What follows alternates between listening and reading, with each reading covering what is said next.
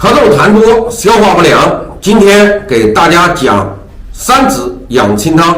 大家好，我是李医生。有人问我，父母脾胃虚弱，消化不良怎么办？